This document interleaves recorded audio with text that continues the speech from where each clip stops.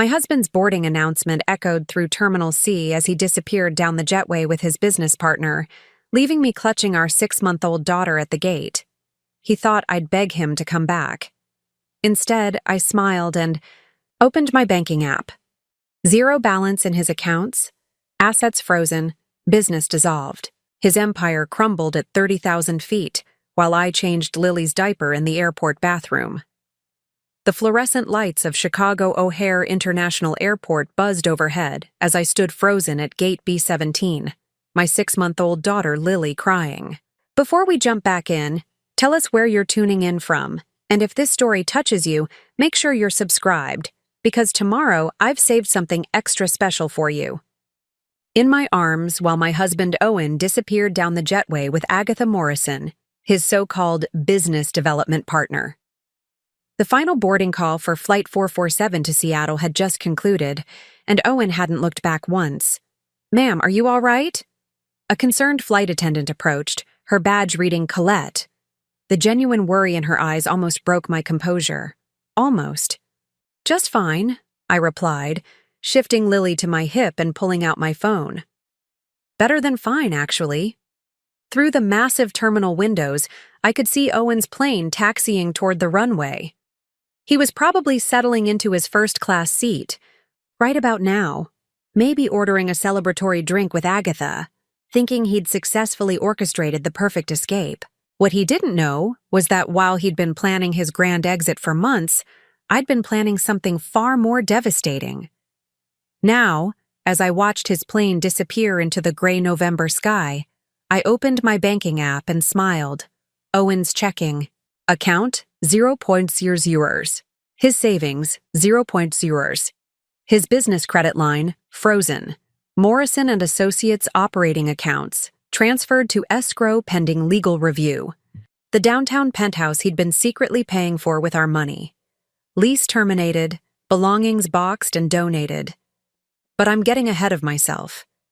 This story doesn't start here in Terminal C, with me holding our daughter while her father abandons us for his business partner.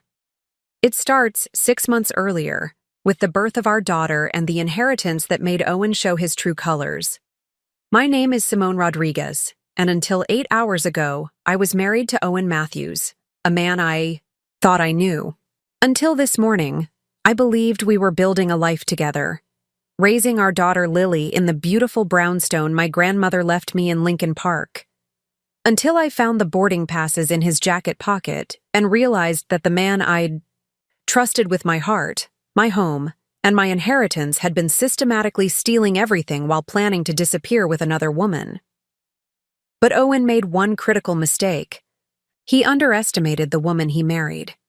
You see, my grandmother Elena Rodriguez wasn't just a sweet old lady who baked empanadas and told stories about the old country.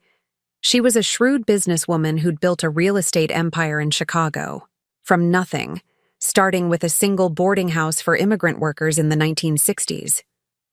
When she passed last year, she left me everything: 12 commercial properties worth over $4 million, a portfolio of investments, and most importantly, her financial advisor George Brennan, who'd been protecting the Rodriguez family assets for 30 years. "Mija," she'd told me before she died, gripping my hand with surprising strength. "Never let a man control what your family built, not even a good man, especially not a good man who might turn bad." At the time, I'd thought it was just old-fashioned thinking. Owen was different. Owen was supportive, loving, excited about building something together. When Lily was born 6 months ago, he'd cried holding her, whispering promises about the life we'd give her. What I didn't realize was that Owen had been calculating that life down to the last dollar of my inheritance. 6 months earlier, Lincoln Park, Chicago, the brownstone at 1847 North Cleveland Avenue had been in the Rodriguez family for 43 years. 3 stories of red brick and ivy, with bay windows that caught the morning light, and a small garden where my grandmother Elena had grown tomatoes and herbs until she was 87.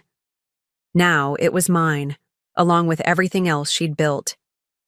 Remember the day Lily was born, how Owen had cried holding her in the hospital room. his hands shaking as he traced her tiny fingers. "She's perfect," he'd whispered, his voice thick with emotion. "Absolutely perfect. Just like her mother."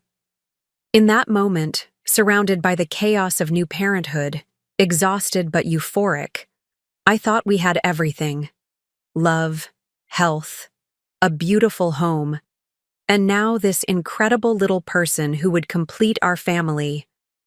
Owen had been my rock throughout the pregnancy, driving me to every appointment, assembling the crib with meticulous care, reading parenting books with the same intensity he brought to architectural blueprints. "I want to be the kind of father who's present," he'd told me one evening as we painted the nursery a soft lavender. "My dad was always working, always chasing the next promotion. I don't want Lily to remember me that way." The irony of those words would haunt me later. Our life seemed charmed in those early weeks. Owen had just been promoted to regional director at Morrison & Associates, one of Chicago's most prestigious architecture firms. At 32, he was the youngest person ever to hold that position, and the salary bump meant we could finally start planning the future we'd dreamed about. Elena Rodriguez had been a formidable woman. Born in Mexico City, she'd come to Chicago in 1961 with nothing but determination and a fierce work ethic. She'd cleaned offices by night and learned English by day, saving every penny until she could buy a rundown boarding house in Logan Square. She'd renovated it herself, renting rooms to other immigrants who needed a safe place to start their American dreams. One boarding house became 2, then 4, then 12 commercial properties scattered across Chicago's most desirable neighborhoods. By the time she died at 91, she owned prime real estate in Lincoln Park, Wicker Park, The Loop, and River North. The portfolio was worth over $4 million, generating steady rental income that would support my family for generations. "Mija," she'd told me during her final weeks, her papery hand surprisingly strong as it gripped mine, "this money isn't just money. It's freedom. It's security. It's the choice to never depend on anyone who might let you down." At the time, I thought it was old-fashioned wisdom, maybe even a little cynical. I was 28, madly in love with my husband, pregnant with our first child. Owen wasn't some opportunist. He was a successful professional in his own right, ambitious and driven. He didn't need my money, or so I thought. The first weeks after Lily's birth were a blur of feedings, diaper changes, and sleepless nights. Owen was incredibly helpful, taking the night shift so I could recover, bringing me coffee in bed, handling the endless stream of visitors who wanted to meet our daughter. "You're amazing," I told him one morning, watching him expertly swaddle Lily while singing softly in Spanish, something he'd learned from my grandmother. "I couldn't do this without you." "You'll never have to," he replied, kissing my forehead. "We're a team, Simone. Forever." It was during this honeymoon period that George Brennan, my grandmother's longtime financial advisor, came to visit. George was 72, with silver hair and kind eyes behind wire-rimmed glasses. He'd been managing the Rodriguez family finances for 30 years, and Elena had trusted him completely. "Your grandmother was very specific about her wishes," George explained as we sat in the living room, Lily sleeping peacefully in my arms. "She wanted you to have full control of the inheritance, but she also wanted protections in place." He spread out documents on the coffee table. Trust agreements, property deeds, investment portfolios. The numbers were staggering. I'd known my grandmother was comfortable, but I hadn't realized the true extent of her wealth. $4.2 million in real estate, George continued. Another $800,000 in diversified investments. And the properties generate approximately $45,000 monthly in rental income. Owen whistled low. "That's life-changing money." "It is," George agreed, then looked directly at me, "which is why your grandmother established specific protocols. The trust remains under Simone's sole control for the first year after inheritance. After that, if she chooses, she can add beneficiaries or co-trustees." "A year?" Owen's tone was carefully neutral, but I caught the slight tension in his voice. "That seems Excessive. Preparing and narrating this story took us a lot of time, so if you are enjoying it, subscribe to our channel. It means a lot to us. Now back to the story. George smiled diplomatically. Elena was a cautious woman. She'd seen too many family fortunes destroyed by hasty decisions during emotional times. New parenthood, grief over her death, major life changes. She wanted to ensure Simone had time to adjust before making any permanent financial decisions. Looking back, that conversation was the first crack in our foundation. Owen wasn't thinking about protecting what we were building. He was calculating how to access what Elena had already built. Owen had always been the perfect husband, or so I thought. During those precious early weeks with Lily, he transformed into what seemed like the ideal father and partner. While I struggled with postpartum exhaustion and overwhelming responsibility of caring for a newborn, Owen stepped up in ways that made my heart swell with gratitude. "Let me take the 3 a.m. feeding," he'd insist, gently lifting Lily from her bassinet before I was fully awake. "You need your rest, Mama." I'd drift back to sleep to the sound of his soft voice singing lullabies in the nursery, sometimes in Spanish phrases he'd picked up from my grandmother. During those quiet midnight moments, I felt completely secure in our little family bubble. Owen's thoughtfulness extended beyond baby care. He'd surprise me with my favorite coffee from the corner cafe, flowers picked up on his way home from work, or takeout from restaurants I'd been craving. When my friend Felicia came to visit and mentioned how lucky I was to have such an attentive husband, I couldn't help but agree.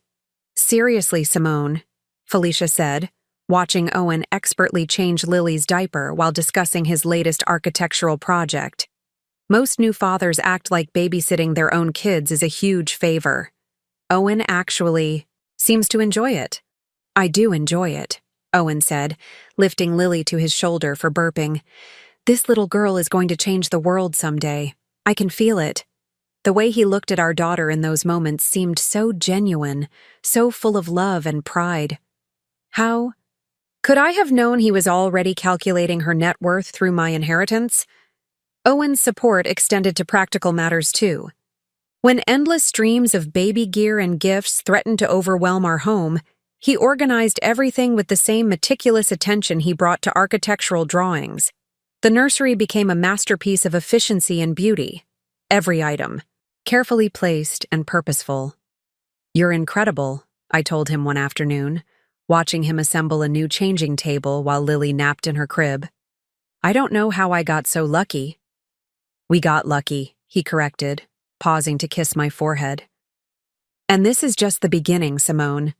When Lily's older, we'll look back on these days as the foundation of everything we built together."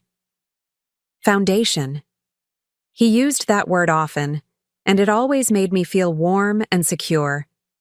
Owen was an architect, after all. He understood the importance of solid foundations, careful planning, structural integrity.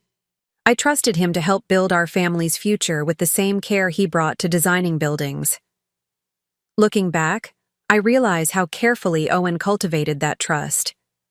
Every gesture, every thoughtful action, every loving word was designed to make me feel dependent on him, grateful to him, willing to give him anything he asked for. The manipulation was subtle, but systematic. When I struggled with breastfeeding, Owen researched lactation consultants and scheduled appointments. When I felt overwhelmed by visitors, he tactfully managed our social calendar, protecting my energy and privacy. When I worried about returning to work at the marketing agency, he suggested I take extended leave. "You don't need to rush back," he said one evening as we watched Lily sleep in her bouncer. "Between my promotion and your grandmother's rental income, we're more than comfortable. Lily needs her mother, especially during these crucial early months." It seemed reasonable, even caring. Owen was thinking about what was best for our daughter, encouraging me to prioritize motherhood over career ambitions. What I didn't realize was that every day I stayed home, every decision I let him handle, every responsibility I gratefully passed off to him was another thread in the web he was weaving around my independence. The financial discussions began innocuously enough. Owen would mention bills that needed paying, insurance policies requiring updates, investment opportunities he'd heard about at work. Since I was barely functioning on 3 hours of sleep per night, I was grateful to have someone else handle the details. "I updated our life insurance policies," he announced one morning, showing me documents over breakfast while Lily dozed in my arms. "Both of us are covered now, with Lily as the beneficiary, and I added myself as the account contact for easier communication with the insurance company." "That makes sense," I mumbled, more focused on whether Lily's breathing sounded normal than on insurance paperwork. I also talked to George about setting up automatic transfers from the rental income account to our checking account. Owen continued. "Right now, the money just sits there earning minimal interest. If we're more active about managing it, we could significantly increase our returns." This got my attention. "What kind of active management?" Owen's face lit up with enthusiasm. "Real estate investment trusts, commercial development partnerships, maybe even buying additional properties. My firm has connections with developers all over the Midwest. We could potentially double Elena's portfolio within 5 years." The idea was exciting. My grandmother had been conservative with her investments, focused on stability over growth. But Owen was young, ambitious, connected to the commercial real estate world through his job. Maybe it was time to be more aggressive with the portfolio.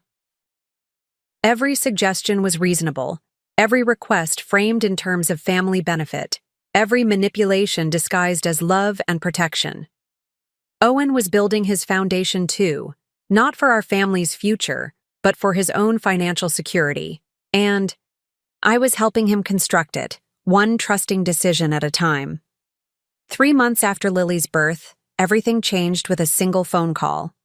I was in the nursery changing her diaper when Owen's voice echoed up the stairs, animated and excited in a way I hadn't heard since his promotion. "Simone, come down here. You need to hear this." I found him in the kitchen, still in his work clothes, holding his phone with a grin that stretched across his entire face. Lily gurgled contentedly in my arms as I waited for him to explain. "That was Marcus Morrison himself," Owen said, eyes bright with possibility. "The senior partner. He wants me to lead the Seattle expansion project." "Seattle again?" I asked, shifting Lily to my hip. "You've been talking about Seattle a lot lately." "Because it's the future, Simone. Morrison and Associates is opening a full branch office there, and they want me to head it up. This isn't just a promotion, it's a partnership track. If I can establish the Seattle office successfully, I'll be made a junior partner within 2 years." The opportunity was undeniably impressive. Morrison and Associates was one of the most prestigious firms in the Midwest, and partnership meant financial security for life. But something about Owen's enthusiasm felt different, more intense than his usual career ambitions. "What would that mean for us?" I asked carefully. "Would we have to move to Seattle?" "Eventually, yes. But not immediately. The transition would be gradual, maybe 6 months of traveling back and forth, setting up operations, establishing client relationships. Then we'd relocate once Lily's a bit older and travel is easier." I tried to imagine our life in Seattle. Leaving Chicago meant leaving everything Elena had built, all the properties that generated our income, the community where I'd grown up. It meant starting over in a city where we knew no one, had no family support, no established roots. "What about my grandmother's properties?" I asked. "The rental income is what allows me to stay home with Lily. If we're living in Seattle—" "That's actually perfect timing," Owen interrupted, excitement building. "This promotion comes with a significant salary increase plus partnership potential. We wouldn't need the rental income anymore. We could sell the properties and invest the proceeds in something more liquid, more growth-oriented. Sell Elena's properties." The words hit me like a physical blow. Those buildings weren't just investments. They were my grandmother's legacy, the physical manifestation of everything she'd worked for. the foundation of security she'd built for future generations. Owen, I can't sell my grandmother's properties. They've been in our family for decades. His expression softened, and he moved closer, taking my free hand in both of his. I understand your emotional attachment. I really do. But Elena was a businesswoman first. She'd want us to make the smartest financial decisions for Lily's future. The properties are already making smart financial decisions. $45,000 a month in passive income, that's more than most people's entire salaries. Passive income. That requires constant management, Owen countered. Property maintenance, tenant issues, market fluctuations, tax complications. In Seattle, we could put that $4 million into commercial development partnerships that generate twice the returns with half the hassle. I looked down at Lily, who was studying my face with those serious blue eyes that reminded me so much of Elena. What would my grandmother want? Security and stability, or growth and opportunity? We don't have to decide anything right now, Owen continued, sensing my hesitation. The Seattle opportunity is still in the planning stages. But I want you to start thinking about it, maybe. Research some investment options so we're prepared when the time comes. Over the following weeks, Owen threw himself into the Seattle project with intensity that bordered on obsession. He worked late every night, took calls at all hours, and filled our dining room table with blueprints, market research, and development proposals. When I complained about feeling like a single parent, he assured me it was temporary. This is our chance, Simone. Not just mine, ours, Lily's. If I can make partner, we'll have generational wealth, real security. But we already had real security. Elena had made sure of that. What Owen was chasing wasn't security. It was status, prestige, the kind of wealth that came with recognition and power rather than careful accumulation and wise management. The first red flag should have been how quickly Owen's focus shifted from our family's needs to the Seattle opportunity. Suddenly, every conversation centered around market projections, partnership timelines, and the incredible potential of Pacific Northwest development. The second red flag was his growing impatience with my questions and concerns. When I asked about the logistics of managing a Chicago-based property portfolio from Seattle, he dismissed my worries as small thinking. When I mentioned missing our family and friends, he suggested we were being emotionally limited rather than strategically minded. But the biggest red flag was the arrival of Agatha Morrison. She's Marcus Morrison's niece, Owen explained when he first mentioned her over dinner. Harvard MBA, 3 years at Goldman Sachs, specialized in real estate investment banking. Marcus brought her in specifically for the Seattle expansion. Morrison's niece? I raised an eyebrow. That seems convenient. She earned her position, Owen said quickly. Agatha's credentials are impeccable. Plus, she has existing relationships with Seattle developers and investors. She's exactly what we need to make this project successful. The way he said, "she's exactly what we need," made something twist in my stomach. Not the firm needs or the project needs. We need. When Owen began staying late for strategy sessions with Agatha, I tried to push down my growing unease. When he started mentioning her insights and recommendations in every conversation, I reminded myself that building a new office required collaboration. When he began taking weekend calls from her while Lily and I waited for family time, I told myself I was being unreasonably jealous. Agatha thinks we should start with mixed-use developments, Owen said one Saturday morning, pacing our kitchen, while talking on speakerphone. The Seattle market is perfect for live workspaces, especially in the tech corridors. I listened to Agatha's voice coming through the phone, confident, articulate, full of ideas and energy. She sounded like the kind of woman who got things done, who made things happen, who knew exactly what she wanted and how to get it. That sounds promising, I said when the call ended, trying to keep my tone neutral. She's brilliant, Owen replied, his admiration obvious. Agatha sees opportunities that most people miss. Working with her is going to be incredible. Incredible. Not challenging, not productive, not successful. Incredible. The word choice felt intimate, personal, charged with an energy that had nothing to do with business development. That's when George Brennan called with concerning news. "I've been reviewing the quarterly reports," George said during our monthly check-in. "Owen has been asking a lot of questions about liquidity options for the real estate portfolio." "He mentioned some investment opportunities in Seattle," I said, carefully. "But we haven't made any decisions." He specifically asked about selling timelines, tax implications for large asset sales, and procedures for transferring property holdings to out-of-state investment vehicles. My stomach dropped. Owen wasn't just casually researching investment options, he was actively planning to liquidate Elena's properties.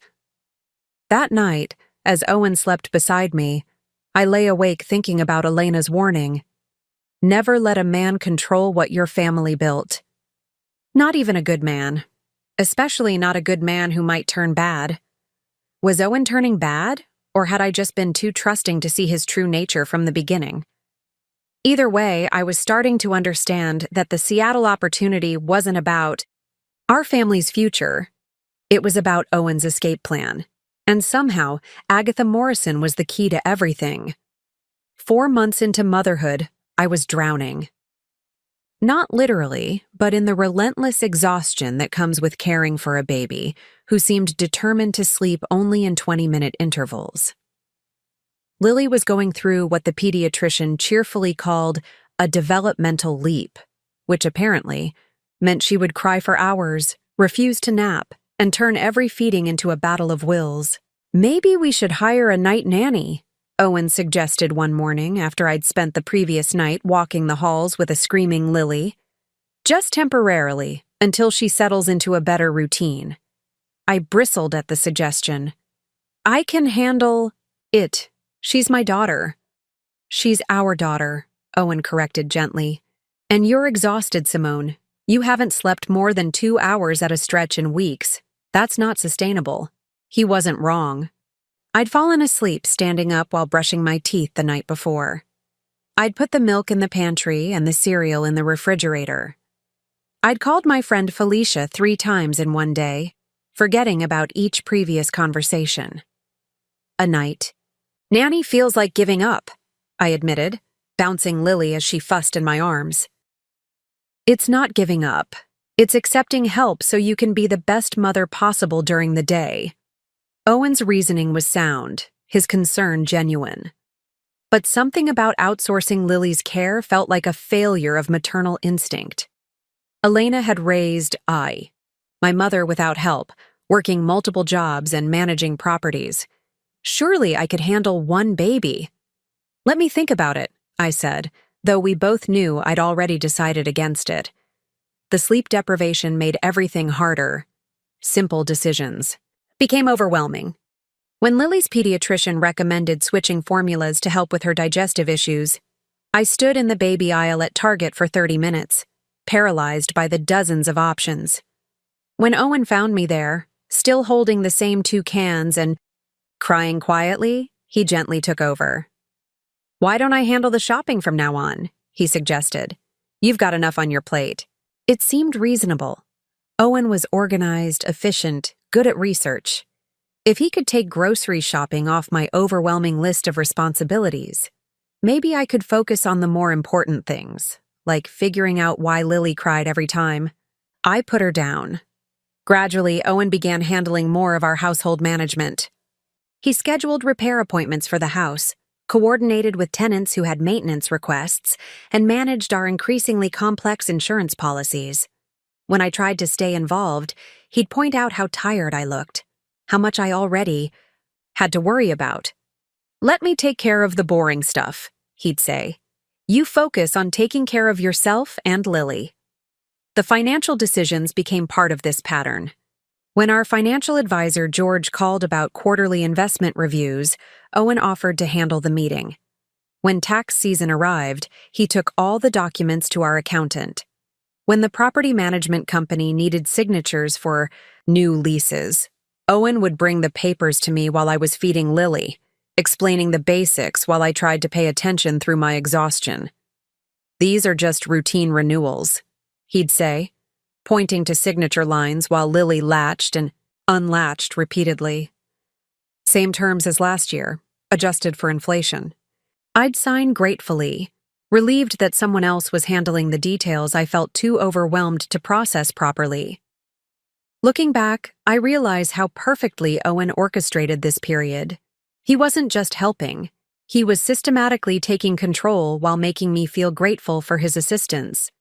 Every task he assumed, every decision he handled, every responsibility he lifted from my shoulders was another thread in the web of dependency he was weaving around me. The Seattle opportunity became his constant focus during this time. While I struggled with the basics of daily survival, Owen was energized by the possibilities of our future. He'd come home from his strategy sessions with Agatha full of excitement about market projections and development timelines. "The tech boom in Seattle is creating incredible opportunities," he'd tell me over dinner while I tried to eat one-handed with Lily on my lap. "Amazon's expansion alone is driving commercial development unlike anything we've seen." I'd nod and make appropriate sounds of interest, but honestly, I was more concerned with whether Lily's latest crying spell indicated an ear infection or just another growth spurt. The abstract concept of Seattle real estate opportunities felt as distant as Mars, when I could barely keep track of which day of the week it was. "Agatha thinks we could potentially triple our investment returns within the first 2 years," Owen continued. "The Seattle market is so undervalued compared to its growth potential, Agatha thinks." Owen mentioned her opinions constantly now, as if her insights were gospel. When I asked about his own analysis of these opportunities, he'd defer to her expertise. "She's been studying Pacific Northwest markets for years," he'd explain. "Her Harvard connections have given her access to proprietary research that most investors never see." I began to resent the mysterious Agatha and her Harvard connections. While I was barely functioning on 3 hours of sleep, she was apparently revolutionizing real estate investment strategy. While I struggled to shower regularly, she was making brilliant strategic decisions that would determine our family's future.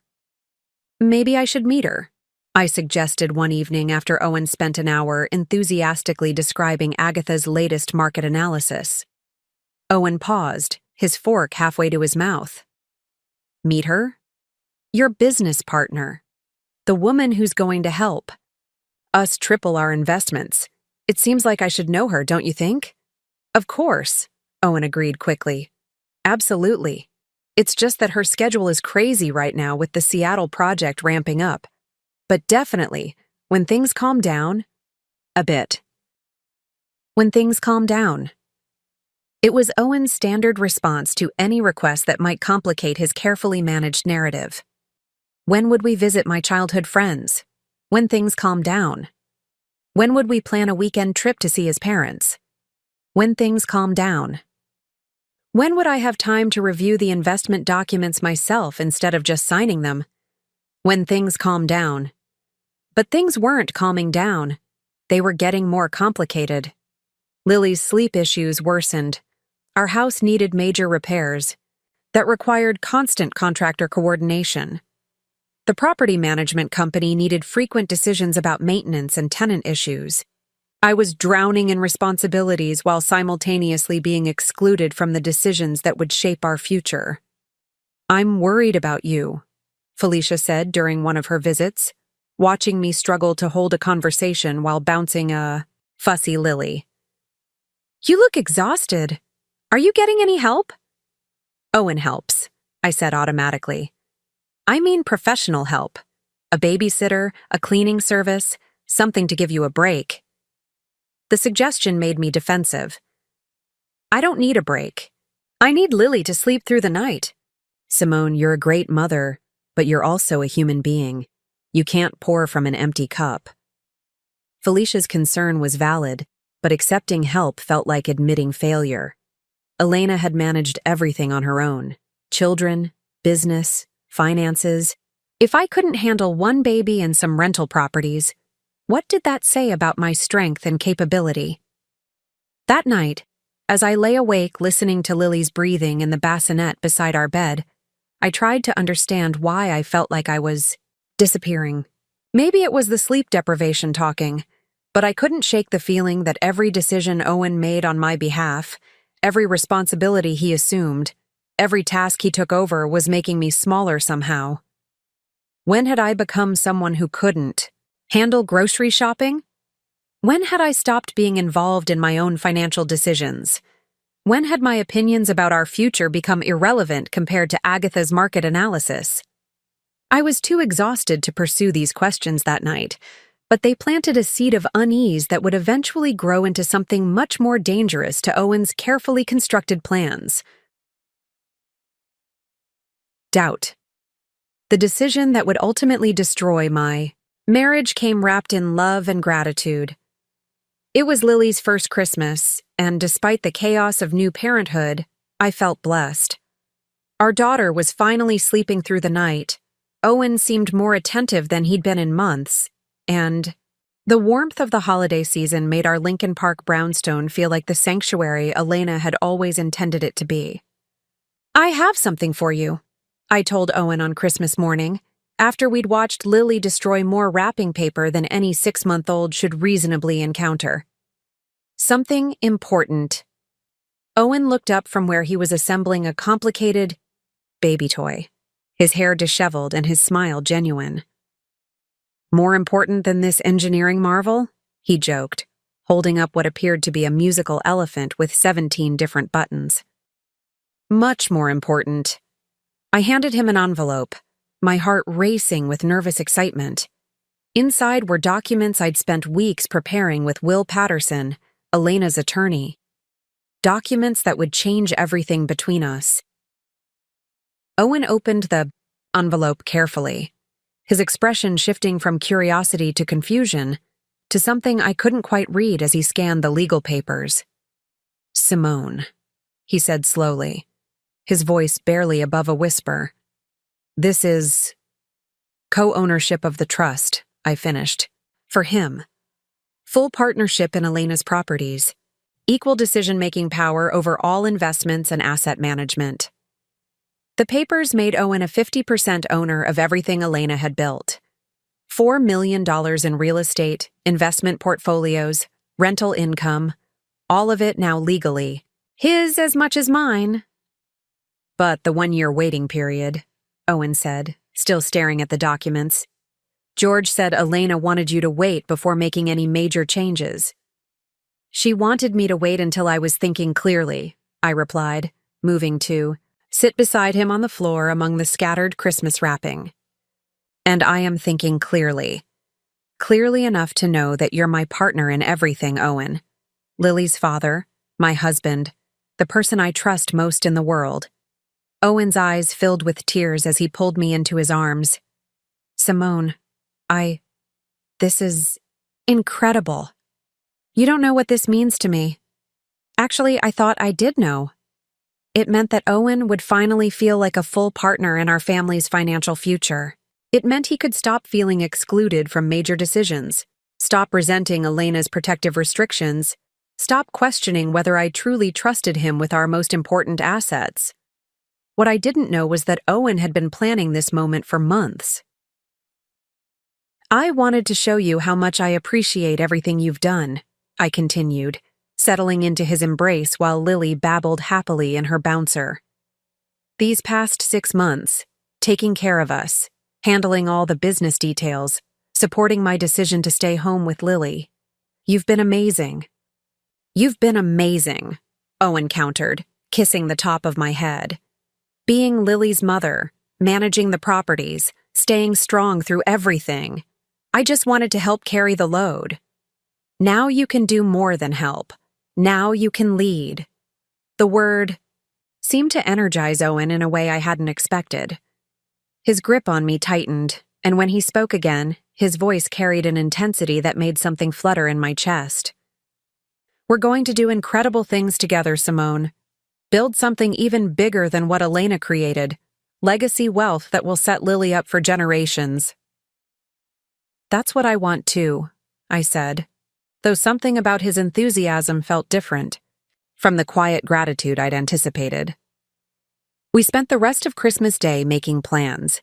Owen spread out charts and projections on our dining room table, showing me investment opportunities he'd been researching, development projects that could multiply our returns, strategies for expanding beyond Elena's conservative approach, the WIKE.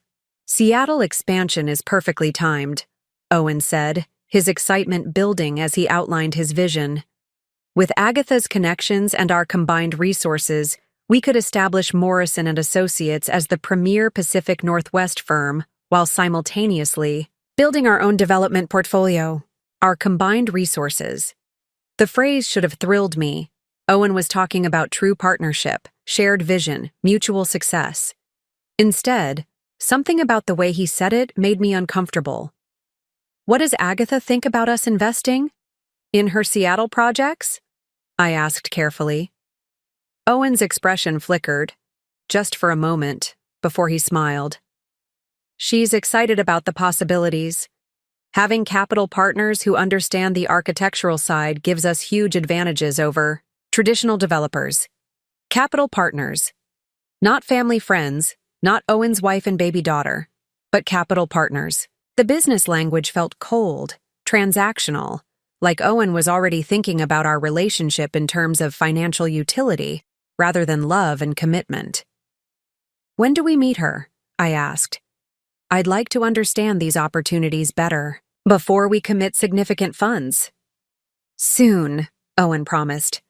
She's been traveling constantly, setting up meetings with Seattle investors, but definitely soon. You're going to love her. The holidays passed in a blur of family visits and baby milestones. Owen was attentive and affectionate, more present than he'd been since before Lily's birth. He cooked elaborate meals, organized family photo sessions, and even suggested we take a romantic weekend trip once Lily was old enough to stay with his parents. This feels like a new beginning, I told him one evening as we watched our daughter discover her feet for the first time. It is a new beginning, Owen agreed. The beginning of everything we've dreamed about. But while Owen seemed energized by our new partnership, I found myself feeling increasingly uneasy about the speed at which he wanted to move. Every conversation became about Seattle opportunities, Agatha's insights, the incredible potential returns we could achieve if we acted quickly. The development timeline is accelerated, Owen explained one morning over breakfast, showing me yet another spreadsheet of projections. If we want to be part of the initial phase, we need to commit funds within the next 60 days. 60 days? I nearly choked on my coffee. Owen, that's incredibly fast for such a major investment. That's how these opportunities work, Simone. The best deals go to the investors who can move quickly. If we hesitate, we'll lose our position to someone with more flexibility. The pressure felt overwhelming. 1 week earlier, I'd been focused on getting Lily to eat solid foods and wondering if I'd ever sleep 8 hours straight again. Now, Owen was asking me to commit millions of dollars to investments I barely understood in a city I'd never visited. Maybe we should start smaller, I suggested. Test the waters with a few $100,000 before committing everything. Owen's face darkened slightly. A few $100,000 won't get us meaningful returns, Simone. These development projects require substantial capital investments to achieve the economies of scale that make them profitable. But if something goes wrong, nothing will go wrong, Owen interrupted, his tone sharper than I'd heard in months. Agatha has done the research. The Seattle market is exploding. Amazon alone is adding 50,000 jobs over the next 3 years. The demand for commercial and residential development is unprecedented. I wanted to trust Owen's confidence, to share his excitement about our financial future. But Elena's voice seemed to whisper in my ear, "Never let a man control what your family built." Had I just given Owen control? The legal documents made us equal partners, but Owen clearly had more knowledge, more connections, more vision for how to use our resources. In practical terms, he would be making the decisions while I struggled to keep up with the complexity of his plans. I think we should have George review any major investments, I said finally. Elena trusted his judgment and I'd feel more comfortable with his input. Owen nodded, but I caught a flash of irritation in his eyes. Of course, though George's conservative approach might not be suited for these types of growth opportunities. His expertise is in preservation and stability, not aggressive wealth building. Over the following weeks, Owen began pushing harder for quick decisions. Every day brought new urgency, limited time offers, exclusive opportunities, other investors, trying to crowd into the same deals. The pressure was constant, subtle, but persistent. The irony was devastating. I'd given Owen control of Elena's legacy in the name of love and partnership. But love that required surrendering your judgment wasn't partnership. It was surrender, and I was about to meet the woman who would help Owen complete his conquest. The transformation began with small details that seemed insignificant at first. A week after giving Owen co-ownership of Elena's trust, I noticed he'd completely renovated his home office without mentioning it. What had been a modest workspace with a simple desk was now a command center. Dual monitors, professional lighting, architectural blueprints covering every wall. Impressive setup, I said, standing in the doorway with Lily balanced on my hip. Owen looked up from his new leather executive chair, practically glowing with pride. Morrison approved a full home office budget for the Seattle project, since I'll be managing remote operations. They wanted me properly equipped for client video calls. The equipment was undeniably professional, but something felt wrong about the secrecy. This wasn't just a workspace upgrade, it was a power statement. Elena had managed a multi-million-dollar empire from a simple wooden desk in her bedroom. This setup suggested very different priorities. When did all this arrive? I asked, noting the expensive furniture and technology. Over the past few days. The installation crew finished yesterday while you were at Lily's doctor appointment. Yesterday. Owen had orchestrated this entire transformation while I was out, scheduling it when I wouldn't be home to ask questions or offer input. It was a small thing, but it established a pattern I was beginning to recognize. The real warning signs emerged during our monthly dinner with Felicia and Corey. Owen had been canceling these gatherings frequently, claiming urgent Seattle business. But tonight he seemed eager to share his vision. "Tell us about this Seattle expansion," Corey said over wine, genuinely interested. "Sounds like a major opportunity." Owen's eyes lit up as he launched into his presentation about Pacific Northwest, development potential, Amazon's growth trajectory, and the extraordinary returns available to early investors. His enthusiasm was infectious, his knowledge impressive, his confidence absolute. "And Simone's family trust is backing these investments?" Felicia asked, glancing between us. "We're backing them," Owen corrected smoothly. "As equal partners in all financial decisions." Something about his phrasing bothered me, though I couldn't identify why. Technically, the legal documents made us 50-50 owners. But I'd had virtually no input into the Seattle research or planning. Owen presented opportunities. I approved them. That wasn't partnership. It was delegation. "Have you visited Seattle?" "Yet?" Corey asked me directly. "Not yet," I admitted. "Owen and his colleague Agatha have been handling the market research." "Agatha Morrison," Owen added quickly. "Harvard MBA, Goldman Sachs background, Marcus Morrison's niece. She's leading our investment strategy development." Felicia raised an eyebrow. "Morrison's niece? How convenient." "She earned her position," Owen said, his tone slightly defensive. "Her credentials are impeccable, and she has established relationships with Seattle developers. She's exactly what we need for success." The way he said "exactly what we need" made my stomach tighten. Not "the firm needs" or "the project needs," we need. The language felt personal, intimate, like he was describing a romantic partnership rather than business collaboration. After dinner, while Owen helped Corey load the dishwasher, Felicia cornered me in the living room. "How much do you actually know about these Seattle investments?" she asked quietly. "Enough," I replied, though the word felt hollow. "Owen handles the research and analysis. I review his recommendations and make the final decisions." Felicia studied my face with the expression of someone deciding whether to voice a difficult truth. "It just seems like you're very trusting. $4 million is substantial money to invest based on someone else's research, even your husband's."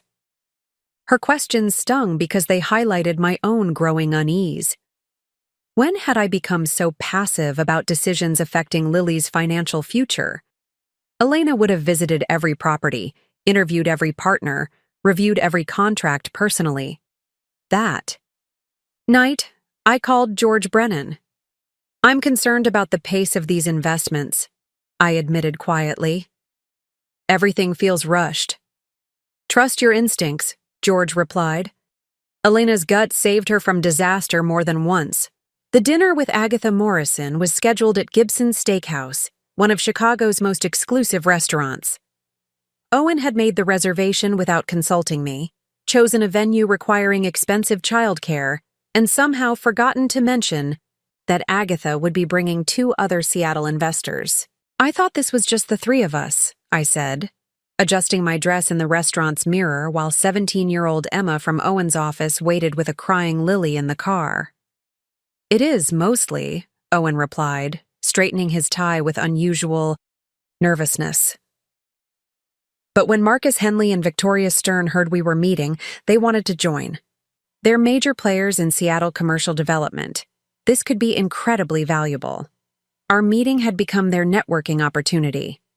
Owen kept using our strategy and our investments, but I was increasingly feeling like a silent partner in my own financial decisions. When we arrived, I immediately understood Owen's enthusiasm for Agatha Morrison. She was stunning. Not just beautiful, but magnetic in that particular way successful, confident women project power. Tall, elegant, with sharp intelligence behind designer glasses and a smile suggesting she held secrets worth knowing. "Simone," she exclaimed, rising gracefully from the table. "I've heard so much about you. Owen talks about his brilliant wife constantly." The compliment should have pleased me, but something in her tone felt patronizing, like she was describing an interesting pet rather than a business partner. Marcus Henley, distinguished and silver-haired, extended his hand with the practiced charm of someone accustomed to handling other people's money. "The famous Elena Rodriguez legacy. Owens shared your grandmother's remarkable story." "Elena built something incredible," I agreed, settling into my chair while Owen helped with my jacket like the perfect gentleman. "I'm trying to honor her vision while exploring new opportunities." "Exactly what we love hearing," interjected Victoria Stern, a sharp-featured woman whose eyes seemed to calculate everything's monetary value. "Too many inherited wealth situations get trapped in outdated strategies. You're smart to evolve." Inherited wealth situations. The clinical phrase made me feel like a case study rather than a person making decisions about my daughter's future. Over appetizers, Agatha outlined Phase 2 of the Seattle expansion. Phase 1, apparently, had been preliminary investments. Owen had already committed us to without my detailed knowledge.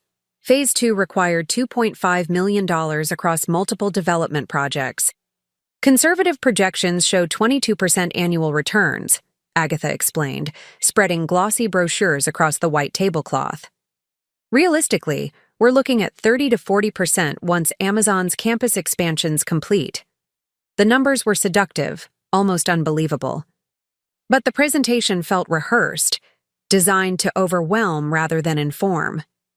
"What about risk factors?" I asked, studying marketing materials that resembled luxury vacation brochures more than investment prospectuses.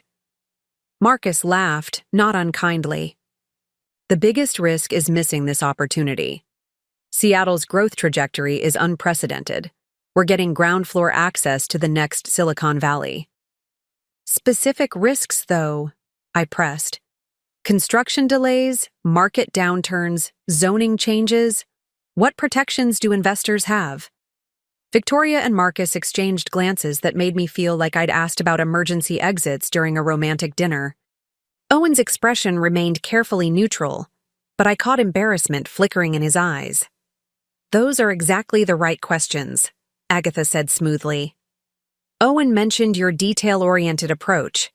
We have comprehensive risk analysis available, though most investors prefer focusing on upside potential rather than unlikely worst-case scenarios. Most investors. I was being positioned as an exception, someone overthinking rather than embracing opportunity. When Owen excused himself for a supposedly urgent call from Morrison's senior partner, Agatha leaned forward with conspiratorial intimacy. "Can I be honest? Woman to woman?" she said, lowering her voice. "Owen's incredibly talented, but Chicago's market limitations have been frustrating him. This Seattle expansion isn't just business. It's his chance to build something truly significant." The implication was clear.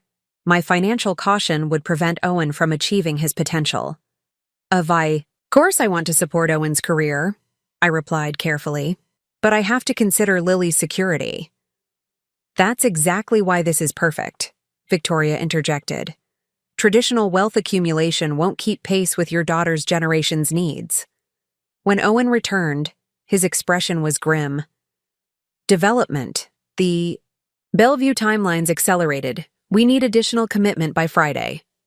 How much additional? I asked.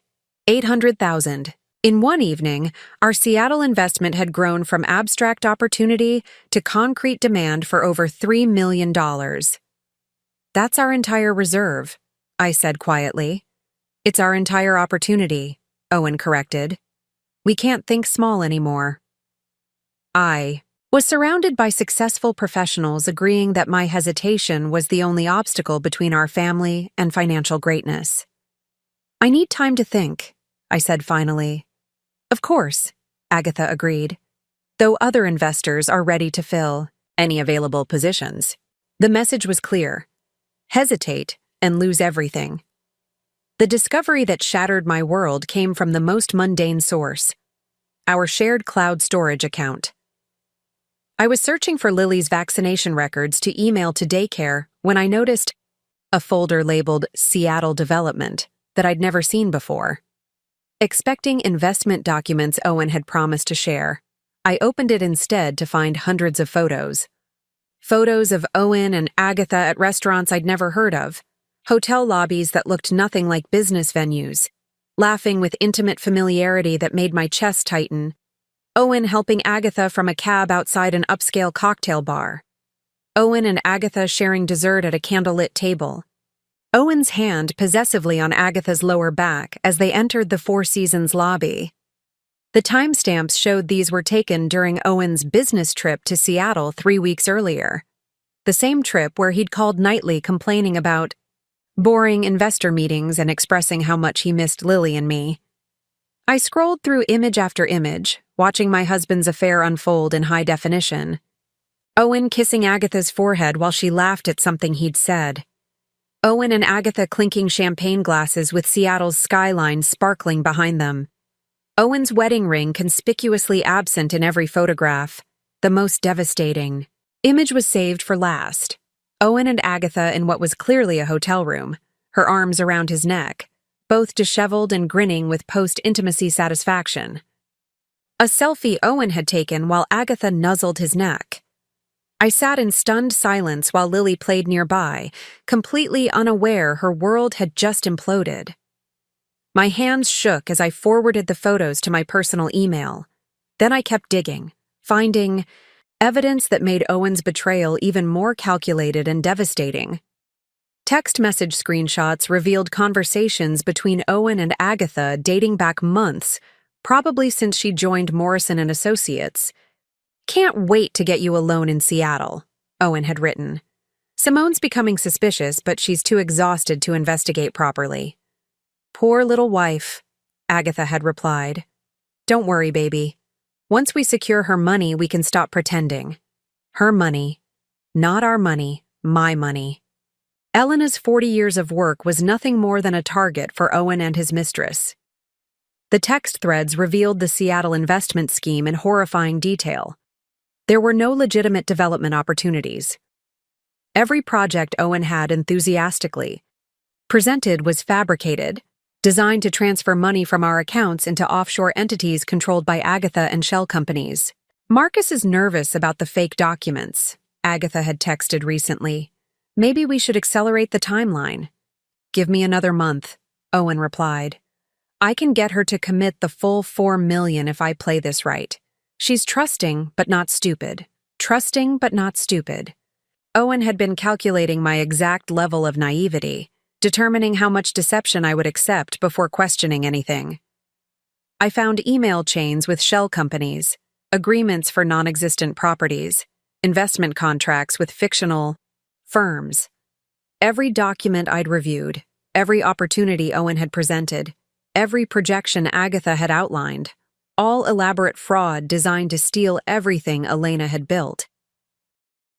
But the worst discovery was a document titled Phase 3, Owen's Exit Strategy. Once he'd successfully transferred our assets to accounts he controlled, he and Agatha would relocate to Seattle permanently, leaving me with tax liability and worthless documents. Simone will probably fight initially, Owen had written to someone named Kevin Hart, apparently a lawyer. But she's emotionally fragile since motherhood. Legal pressure should convince her to accept minimal settlement rather than fight prolonged custody battle. Owen wasn't just stealing my money, he planned taking Lily too. The email detailed Owen's documentation of my postpartum struggles, exhaustion, reliance on his help. Every time I'd accepted assistance, every moment I'd let him handle decisions. Because I was tired, Owen had been building evidence of my incompetence as a mother. Document everything, the lawyer advised. Depression, poor judgment, financial irresponsibility. By the time we're finished, she'll be lucky to get supervised visitation. This wasn't just affair or financial fraud. Owen had been systematically destroying my life while making me grateful for his help. I closed the laptop and looked at Lily, babbling happily while playing with her reflection in the mirror. She had no idea her father planned taking her away, to build a new life with another woman using money stolen from her future. My phone buzzed. Working late again. Don't wait up. Love you. Even now, Owen was probably with Agatha, celebrating another successful day of manipulation. But I had something Owen didn't know about. Elena's training. My grandmother hadn't just left money, she'd taught strength, strategic thinking, protection of what mattered most. Owen thought he was playing against an exhausted, trusting wife. He had no idea he was actually playing against Elena Rodriguez's granddaughter. The confrontation happened Tuesday night after putting Lily to sleep. Owen was in his office, speaking quietly about accelerating Bellevue timelines, when I walked in and placed printed screenshots of his texts with Agatha on his desk. His face went white as he realized what he was seeing. I can explain, he said, immediately ending his call mid-sentence. Can you? I asked, my voice surprisingly steady. Explain having an affair while stealing our daughter's inheritance? Owen stared at the evidence, shoulders sagging. For a moment, I thought he might finally tell the truth. Instead, he looked up with tears forming and delivered words that almost destroyed me completely. You're absolutely right. I've made terrible mistakes, and I'm so sorry, Simone. I love you and Lily more than anything. Please don't give up on us. The performance was masterful. Owen's voice broke with seemingly genuine remorse, hands shaking as he reached for mine. When he cried, the tears appeared completely real. Without evidence of his systematic deception, I might have believed him. The affair with Agatha, he continued, voice barely above a whisper. It was wrong, but it's over. It was never about love. I was stressed about business, overwhelmed by fatherhood, and made the worst decision of my life. And the fake investments? I pressed. Owen's expression shifted to confusion, so convincing I momentarily doubted what I'd seen. Fake investments? Simone, I don't understand. The Seattle developments are legitimate opportunities. I can show you contracts, permits, investor prospectuses.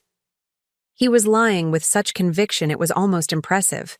Owen pulled up documents on his computer, showing what appeared to be official permits and legal agreements. Without forensic accounting knowledge, distinguishing fabrications would have been impossible. Maybe I've been too aggressive about timelines, he admitted. My excitement about our financial future made me push too hard. But these are real opportunities, Simone. I would never risk Lily's future on anything fraudulent. His performance was so convincing, I started questioning my interpretation of the evidence. Maybe the texts were taken out of context. Maybe offshore. Accounts were legitimate investment vehicles I didn't understand. Maybe postpartum anxiety was making me paranoid. I want us to go to counseling, Owen said, taking my hands. I want to save our marriage, earn back your trust, and build the life we dreamed about. Will you give me that chance? Therapy sessions began the following week with Dr. Patricia Summers, a counselor Owen had researched and selected. In that neutral space with calming beige walls and soft lighting, Owen transformed into the husband I'd fallen in love with, attentive, remorseful, committed to change. I've ended all contact with Agatha, he told Dr. Summers during our second session. I've requested Morrison assign her to different projects so we won't work together. How does that make you feel, Simone? Dr. Summers asked. Relieved, I admitted, but confused about rebuilding trust. Trust rebuilds through consistent actions over time, Dr. Summers explained. Owen, what specific changes are you implementing? Owen had a prepared list. Earlier work arrivals, taking nighttime feedings with Lily, complete transparency about business communications. He even suggested a second honeymoon once Lily could stay with his parents. For 2 weeks, Owen's behavior seemed validating his promises. Present, helpful, affectionate. When Agatha called about business, he took calls on speakerphone so I could hear their professional-only conversations. When Seattle opportunities arose, he presented them with detailed documentation and no pressure for quick decisions. I think we're making real progress, I told Felicia during coffee. Owen seems genuinely committed to changing. That's wonderful, Felicia replied, though something in her tone suggested reservation. How are you feeling about the Seattle investments? More cautious. Owen agreed we should start smaller, test waters with a few $100,000 before committing. Everything. But even speaking these words, something felt wrong. Owen's transformation had been too complete, too perfect. People don't fundamentally change behaviors in 2 weeks, especially when those behaviors involved elaborate deception and planning. My suspicions were confirmed when I discovered Owen had become more careful rather than more honest. He'd switched to encrypted messaging for Agatha communications. He'd started using work computers for sensitive emails instead of our shared home system. He'd improved at hiding tracks, not abandoned plans. The breakthrough came finding a hotel keycard in Owen's gym bag, Palmer House, dated from the previous Saturday, when he'd supposedly been golfing with Morrison colleagues. That's when I realized Owen's remorse was just another manipulation layer. He wasn't trying to save our marriage. He was buying time to complete whatever he and Agatha had started. Therapy wasn't about rebuilding trust. It was managing my suspicions until he could execute his final move. But I'd learned something valuable during those 2 weeks of false hope. I was stronger than Owen realized. The woman overwhelmed by new motherhood and financial complexity was gone, replaced by someone who understood exactly what she was fighting for. Owen thought he was playing the long game, slowly rebuilding my confidence while perfecting his exit strategy. He had no idea I was now playing my own game, one ending with him losing everything he thought he'd already won. The ambush came disguised as celebration. Owen announced it over breakfast Thursday morning, his excitement appearing genuine as he outlined plans for a surprise party commemorating our first year as business partners. I've been working with Morrison's team to organize something special, he said, bouncing Lily on his knee while I processed his words. A celebration of everything we've accomplished together, everything we're building for our family's future. What kind of celebration? I asked carefully. Dinner at the Chicago Club, Owen replied, eyes bright with calculated enthusiasm. Marcus Morrison wants to formally recognize our investment partnership. Agatha's flying in from Seattle specifically for the event. Mentioning Agatha made my stomach tighten, but Owen's tone was casual, innocent. I almost wondered if I'd imagined their affair. When is this dinner?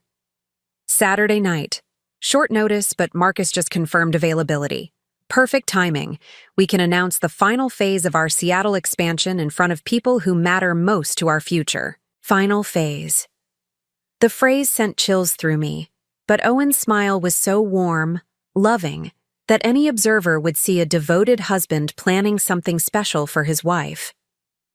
Over the next 2 days, Owen threw himself into party preparations with intensity that should have warned me something was wrong. He arranged childcare with his parents, made reservations at one of Chicago's most exclusive private clubs, and personally called investors and colleagues to ensure maximum attendance. This is going to be incredible, he told me Friday night. Reviewing guest lists. Simone, tomorrow night is going to change everything for our family. He wasn't wrong. Saturday evening arrived with early spring warmth that felt like a good omen. I dressed carefully in a navy cocktail dress Elena had always said brought out my eyes, wearing her pearl earrings for confidence. Owen looked handsome in his dark suit, every inch the successful architect and devoted husband. The Chicago Club's dining room was elegant and intimate, with soft lighting and tasteful arrangements. About 20 people gathered, Morrison colleagues, several investors from previous meetings, and couples Owen described as important Seattle connections.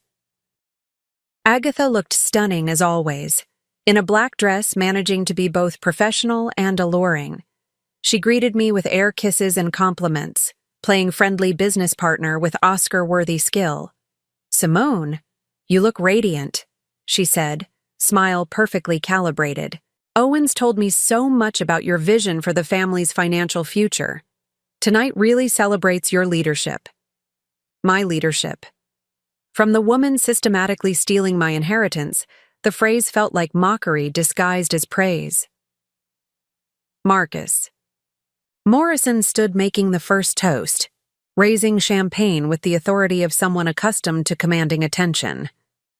Ladies and gentlemen, he began, we're here celebrating an extraordinary partnership. Simone Rodriguez-Matthews has shown remarkable vision supporting our Seattle expansion, and Owen Matthews has demonstrated architectural brilliance that will make this venture legendary. Polite applause filled the room as Marcus outlined our investment scope, projected returns, and bright future awaiting everyone present. His words painted shared success and mutual prosperity that would have been inspiring if I hadn't known it was built on lies. Then Owen stood to speak, and I felt the atmosphere shift subtly. His expression was serious, almost somber, as he looked around the table at assembled guests. Thank you all for being here tonight, he began. This celebration means everything to me, not just professionally, but personally. Simone and I have been through so much this past year. New parenthood, major financial decisions, challenges of building something bigger than ourselves. He paused, eyes finding mine across the table. For a moment, his expression seemed genuinely emotional, and I felt hope flicker that maybe this evening would bring us closer rather than further apart. Then Owen smiled, and I saw something cold and calculated behind his eyes. Which is why I'm excited to share our news, he continued. Simone and I have decided to make major changes in our lives, changes that will allow us to fully embrace opportunities ahead of us. The room fell silent, everyone waiting. I felt my chest tighten with anticipation and dread. Effective immediately, I'll be relocating to Seattle to oversee Morrison & Associates' Pacific Northwest expansion. And I'm thrilled to announce that Agatha Morrison will be joining me as business partner in a new venture, combining architectural design with commercial development. Surprised gasps and excited applause rippled through the room. Several people began clapping, clearly impressed by what sounded like major career advancement. But I was still processing his words, trying to understand why he was announcing a Seattle move without discussing it with me first. That's when Owen dropped the bomb, destroying everything. Of course, this transition means Simone and I will be ending our marriage, he said, voice steady and matter-of-fact. We've realized we want different things for our futures, and we're committed to making this change as amicable as possible for everyone involved, especially our daughter Lily. The room erupted in shocked whispers and uncomfortable glances. I sat frozen, staring at Owen as he calmly announced our marriage's end to a room full of near strangers, business associates, and investors profiting from my family's money. Simone has been incredibly gracious about restructuring our business partnership, Owen continued, as if discussing routine corporate reorganization rather than our family's destruction. She's agreed to transfer her interest in the Seattle developments to ensure continuity for all our investors. Transfer my interests. The phrase hit like a physical blow. Owen was announcing I'd agreed to things I'd never agreed to, in front of people who would now expect those agreements honored. I tried to speak, to correct the record, to explain I hadn't agreed to any of this. But my voice was trapped, my mind struggling to process Owen's public betrayal. As the room buzzed with awkward congratulations and nervous laughter, I realized what Owen had done. He'd turned our celebration into my humiliation, using witnesses to lock me into agreements I'd never made, creating public pressure to accept decisions I'd never approved. And he'd done it all while making it appear I was a willing participant in my own destruction.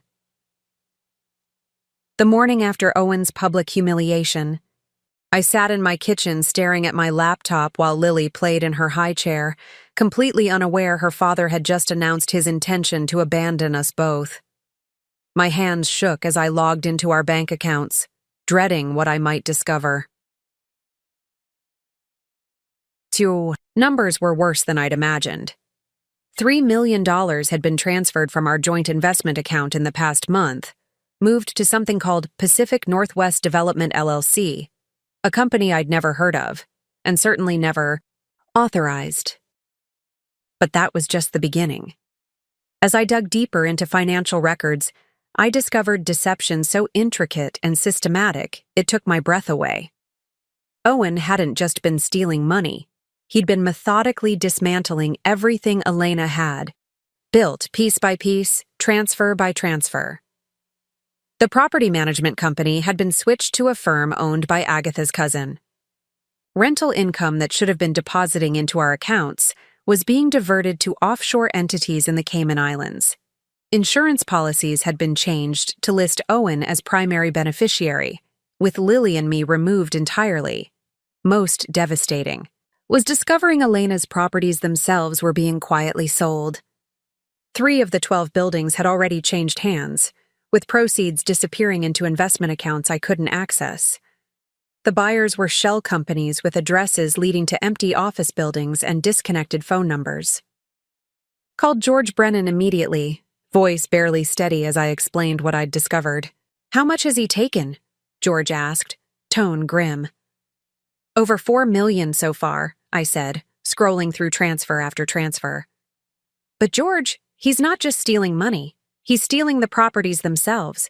Elena's life work is being sold to fake companies." "We need to act immediately," George said. "Every hour we delay gives him more opportunity to hide assets. Can you get to my office this morning?" 20 minutes later, I was sitting in George's downtown office with Lily on my lap, watching him review financial documents with surgical intensity. What he found made me physically sick. "This is sophisticated financial fraud," George said finally, removing his reading glasses. "Owen's been planning this for at least 18 months, probably longer. The timing aligns with when you first told him about your inheritance." 18 months? The timeline hit like a physical blow. That means he started planning before Lily was even born. The pregnancy probably accelerated his timeline, George continued, voice gentle but clinical. New mothers are vulnerable, exhausted, more likely to delegate financial decisions. He used your condition against you.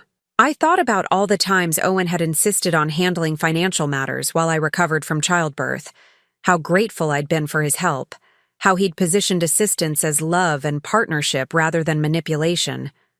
There's more, George said, pulling up documents on his computer. Owen's not working alone. This operation involves at least 6 other people, lawyers, accountants, property developers, all coordinating to strip your assets systematically. He showed me a flowchart mapping connections between shell companies, offshore accounts, and fake investment opportunities. At the center were Owen and Agatha, orchestrating a conspiracy that had been robbing my family for over a year. Morrison and Associates is involved too, George continued. Not the firm itself, but Marcus Morrison. Personally, he's been providing legitimacy to the operation, using his reputation to make investment opportunities seem credible. What about the Seattle expansion? I asked. Is any of it real?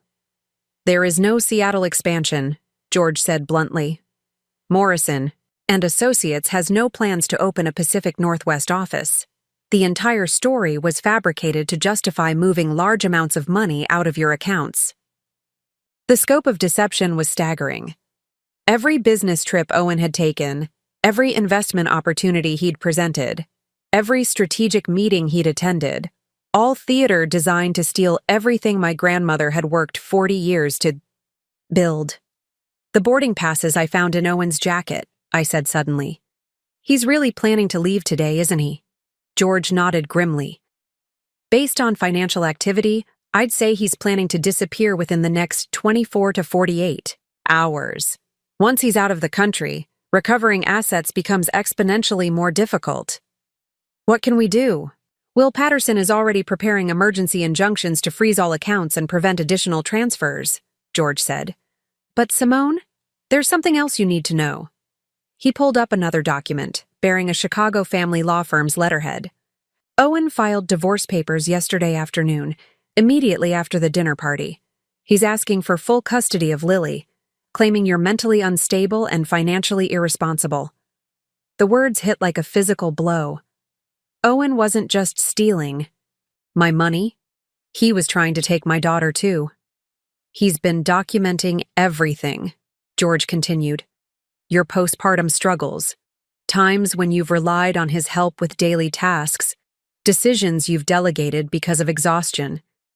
He's built a case that you're unfit to be Lily's primary caregiver. I looked down at my daughter, babbling happily while playing with her favorite toy.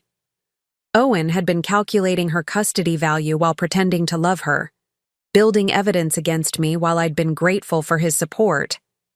But we have evidence, too, George said, tone shifting to something more hopeful.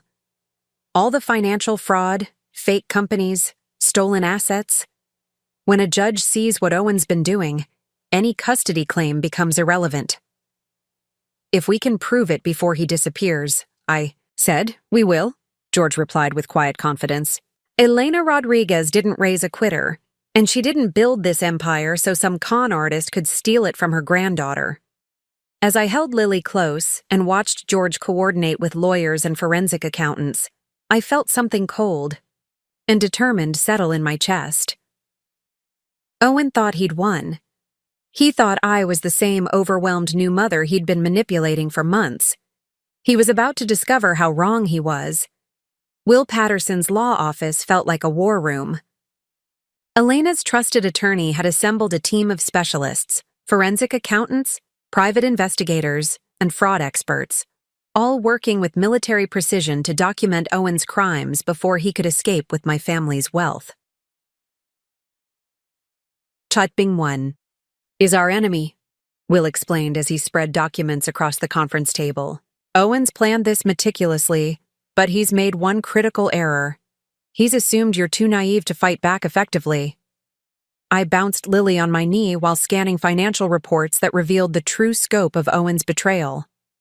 Every number represented years of Elena's hard work.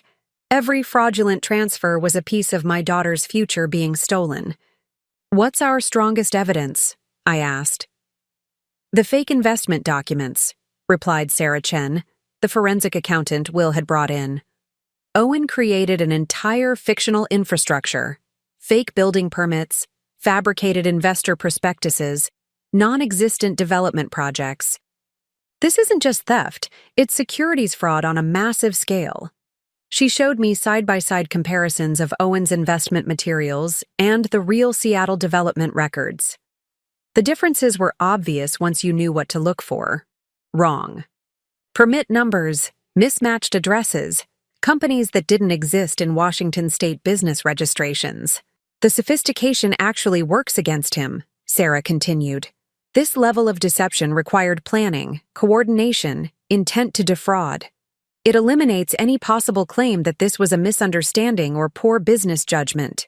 Detective Maria Santos, the financial crimes specialist Will had contacted, leaned forward. "We've traced the money flow through 16 different accounts across 7 countries. Owen's been moving funds systematically, but he's left a digital trail that's impossible to erase." "Can we recover the money?" I asked. "Most of it," Detective Santos replied. "The key is acting before he triggers the final transfers. Based on the pattern, we estimate he's planning to move the remaining accessible funds within the next 12 hours. 12 hours. Owen was at home right now, probably packing his bags while pretending everything was normal. He'd kissed my forehead that morning, told me he loved me, promised to be home for dinner, all while planning to disappear forever with our daughter's inheritance. "What about custody?" I asked, dreading the answer. Will pulled out Owen's divorce filing, its legal language cold and calculating. "He's claiming you're mentally unstable, financially irresponsible, and unable to provide proper care for Lily. He's documented incidents of postpartum depression, times when you've relied on his help with daily tasks, decisions you've delegated because of exhaustion." Reading Owen's version of our marriage was like seeing my life through a funhouse mirror. Every moment of vulnerability I'd shared, every time I'd accepted his help, every sign of normal new mother exhaustion had been twisted into evidence of my unfitness as a parent. "But we have counter-evidence," Will continued, opening another folder. "Owen's text messages with Agatha show him systematically documenting your struggles while simultaneously causing them. He increased your stress by creating financial complexity, then used your resulting exhaustion as proof you couldn't handle responsibilities. The manipulation was breathtaking in its cruelty. Owen had been deliberately overwhelming me with decisions and information, then documenting my confusion as evidence of incompetence. "There's more," Detective Santos added. "Owen's been slowly poisoning your reputation in preparation for the custody battle. He's told colleagues you've been struggling with mental health issues, suggested to your friends that you're having trouble bonding with the baby, even planted seeds with Lily's pediatrician about your emotional stability." I thought about recent conversations, how Dr. Miller had asked unusually probing questions about my mental state, how Felicia had seemed concerned about my well-being, how even my own mother had called last week to check if I was holding up. Okay. Owen had been systematically undermining my credibility while appearing to be the devoted, concerned husband. The good news, Will said, is that Owen's criminal activity completely destroys his custody claim. No judge will award a child to someone facing federal fraud charges. "What's our timeline?" I asked. Sarah Chen consulted her tablet. "We need to file emergency motions by tomorrow morning to freeze all remaining accounts. The criminal complaint needs to be ready by tomorrow afternoon, and we need to execute search warrants before Owen realizes what's happening." "How do we do all that without alerting him?" "Very carefully," Will replied. "Owen thinks he's successfully manipulated you into compliance. We need to maintain that illusion until every legal mechanism is in place." Detective Santos smiled grimly. "We've been monitoring Owen's communications. He's scheduled to leave for the airport tomorrow afternoon, flying to Seattle where Agatha is waiting. He thinks he's won." I looked down at Lily, who was playing with the pearl necklace Elena had given me. My grandmother's voice seemed to whisper in my ear. Never let a man control what your family built. What do you need me to do? I asked. Act normal, Will instructed. Go home, have dinner with Owen.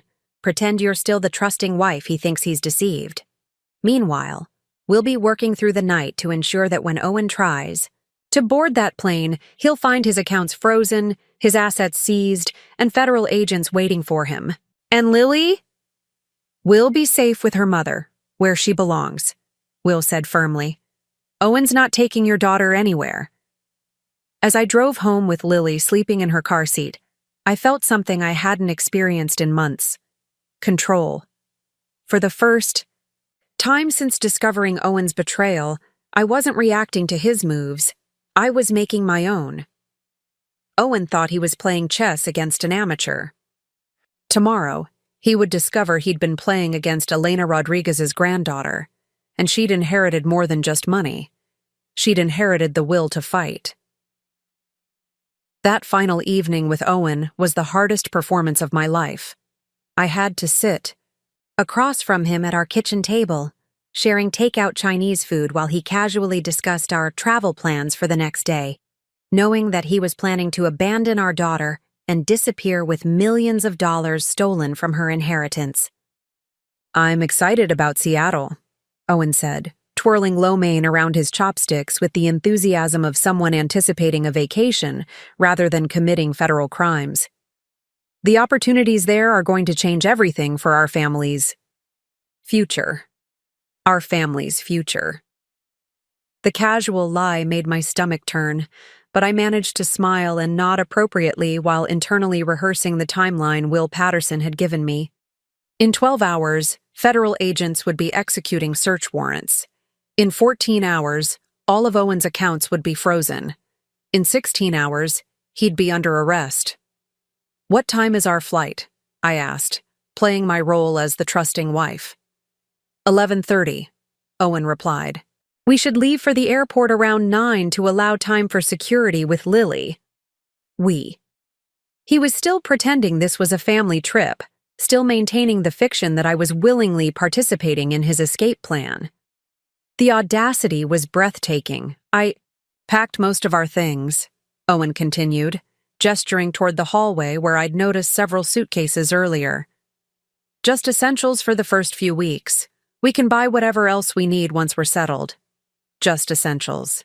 I wondered if Owen's essentials included the fake passport Detective Santos had discovered he'd commissioned, or the offshore bank account numbers Will's team had traced to the Cayman Islands. My phone buzzed with a text from Will. Everything in motion. Maintain normal behavior until 6 a.m. Then bring Lily to our office. I deleted the message immediately, smiling at Owen as if it had been something routine. My mom, checking on Lily, I lied smoothly. Your mom's going to miss us, Owen said with what seemed like genuine emotion. But she'll understand once she sees how well we're doing in Seattle. Maybe she can visit for Christmas. Christmas. Owen was planning that far ahead, spinning fantasies about a future where he'd successfully stolen my inheritance and convinced me to start over with him as if none of his betrayal had happened. I should probably call her tomorrow before we leave, I said. Let her know we arrived safely. Good idea, Owen agreed. Though we should probably wait until we're settled to give too many details about our new address. You know how she worries. The suggestion that we'd need to keep our location secret should have been another red flag, but Owen delivered it with such casual logic that anyone listening would have thought he was being thoughtfully protective rather than covering his tracks for criminal activity. After dinner, Owen insisted on giving Lily her bath, approaching the routine with unusual tenderness. Watching him soap her tiny body while singing softly in Spanish, I almost forgot that this man had been systematically destroying our lives for over a year. She's going to love Seattle, Owen said, lifting Lily from the bathwater and wrapping her in a fluffy towel. All that clean air, the mountains, the opportunities we're going to give her. The opportunities.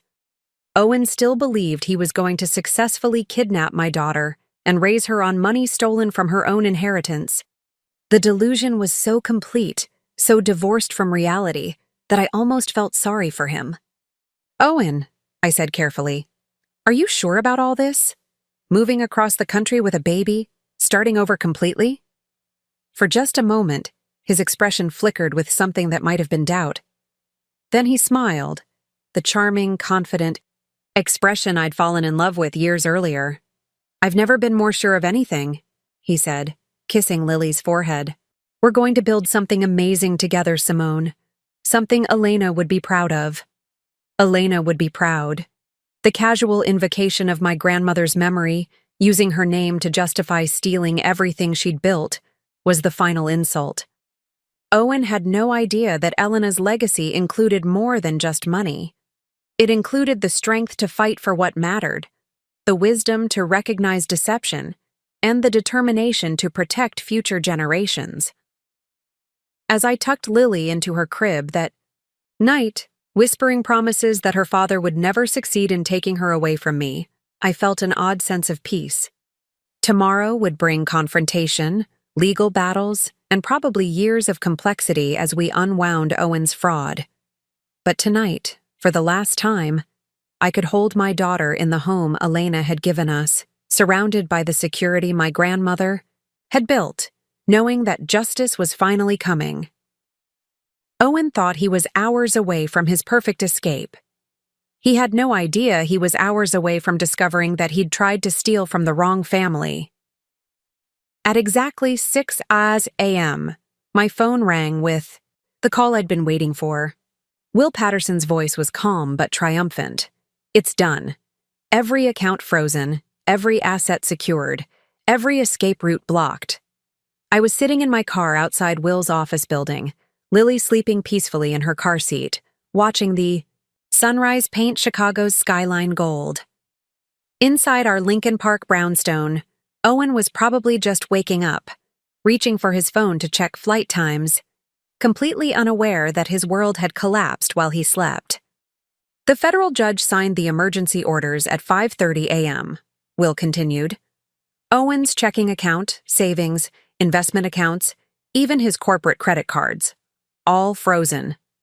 The fake companies he's been using to hide assets have been seized. The offshore accounts are being investigated by international banking authorities. What about the properties he sold? Emergency injunctions filed in each jurisdiction. The sales are being reversed as fraudulent transactions. Elena's buildings will be returned to the trust within 60 days. I closed my eyes, feeling Elena's presence like a warm hand on my shoulder. Her life's work was safe. Her granddaughter's inheritance was protected. Justice was finally coming for the man who'd tried to steal from the Rodriguez family. Detective Santos is coordinating with airport security, Will added. The moment Owen tries to check in for his flight, he'll be arrested on federal fraud charges. Agatha Morrison is being arrested simultaneously in Seattle. At 8:15 a.m., I received the first sign that Owen was discovering his new reality. My phone buzzed with a text. "Having trouble with bank app. Can you check our accounts?" I stared at the message, imagining Owen's confusion as every login attempt returned error messages. Every customer service call went to hold music. Every attempt to access his carefully stolen millions hit digital walls. I didn't respond to the trust. Instead, I waited. At 8:47 a.m., "Simone, something's wrong with the bank. They're saying our accounts are frozen. There must be some mistake." At 9:23 a.m., "Where are you? We need to leave for the airport. Call me immediately." At 9:51 a.m., "This isn't funny, Simone. We're going to miss our flight. Lily needs to be here now." I could practically feel Owen's panic radiating through the increasingly frantic messages.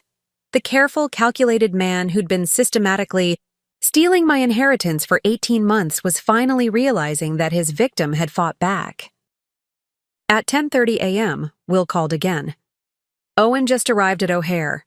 Airport security reports he's extremely agitated, demanding to speak with airline managers about why his credit cards aren't working." And Agatha? In federal custody in Seattle. She attempted to board an international flight to Switzerland this morning. Apparently, she had a briefcase containing financial documents that should make prosecution very straightforward. I imagined Owen standing in the airport, probably calling Agatha's phone over and over, getting nothing but voicemail because his partner in crime was sitting in a detention cell 3,000 miles away. At 11:15 a.m., 15 minutes before their scheduled departure, my phone rang. Owen's contact photo appeared on my screen, but I let it go to voicemail. Then it rang again, and again, and again. Finally, I answered. Simone. Owen's voice was desperate, panicked. Thank God. Where are you? Something terrible has happened. Our accounts are frozen, my credit cards aren't working, Agatha isn't answering her phone. I think we're victims of some kind of identity theft. Identity theft. Even now, even with his entire scheme collapsing around him, Owen was trying to maintain the fiction that he was innocent, that we were both victims of circumstances beyond his control.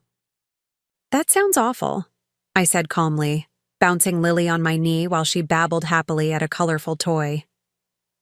Have you called the police? Yes, I'm going to. But first I need you and Lily here. We can figure this out together. Maybe we should postpone the trip until we get this sorted out. Postpone the trip? Owen was still pretending this was a family vacation gone wrong rather than a kidnapping attempt that had been thwarted by federal authorities. Actually, Owen, I said, my voice steady and clear, I think you're going to be busy with other things today. There was a long pause. Then Owen's voice, suddenly cold and calculating. What did you do, Simone? I protected my daughter, I replied, and my grandmother's legacy, and myself. You have no idea what you've... The line went dead. Through Will Patterson, I later learned that Owen had been arrested at 11:42 a.m., just as boarding began for Flight 447 to Seattle. Airport security reported that he'd been attempting to argue his way onto the plane without proper payment when federal agents approached him. He'd tried to run.